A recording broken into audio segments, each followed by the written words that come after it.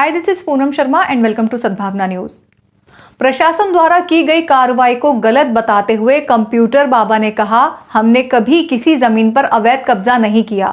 हमारे वकील 5 लाख रुपए की बैंक गारंटी लेकर एसडीएम कार्यालय के चक्कर लगाते रहे, लेकिन एसडीएम ने बैंक गारंटी ही नहीं स्वीकारी थी। अगली सुनवाई पर कोर्ट इस पर बहस सुनेगी।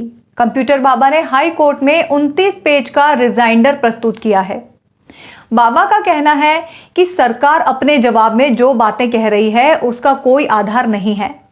बाबा फिलहाल जमानत पर बाहर हैं और कोर्ट ने उन्हें गिरफ्तारी से दी गई राहत को जारी रखा है।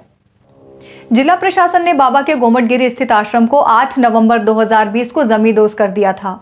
आरोप था कि बाबा ने सरकारी जमीन पर अवैध कब्जा कर आश्रम बनाया था। कार्रवाई के दौरान शांति भंग होने की आशंका में कंप्यूटर बाबा को गिरफ्तार भी कर लिया गया था।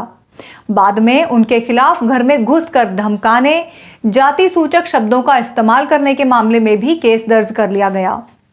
9 नवंबर 2020 को एसडीएम कोर्ट ने बाबा को 5 लाख रुपए की बैंक गारंटी प्रस्तुत करने की शर्त पर जमानत तो दे दी थी, लेकिन एसडीएम ने बैंक गारंटी ही नहीं स्वीकारी। इस पर बाबा ने एडवोकेट रविंद्र सिंह छाबड़ा और एडवोकेट विभोर खंडेलवाल के माध्यम से हाई कोर्ट में याचिका दायर की।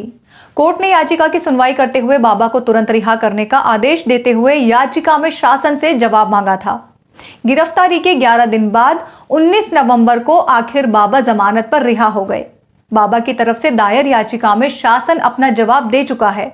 उसका कहना है कि बाबा की गिरफ्तारी गलत नहीं थी, उनके खिलाफ कई शिकायतें थीं, इस वजह से उन्हें गिरफ्तार करना पड़ा।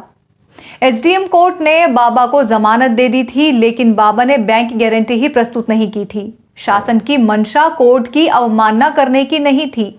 इसी जवाब पर बाबा ने रिजाइंडर प्रस्तुत किया है। फरवरी के पहले सप्ताह में होने वाली सुनवाई में बाबा के रिजाइंडर और शासन के जवाब पर बहस होना है। Powered by Arthros clinic, a dedicated centre for arthroscopy and sports injuries.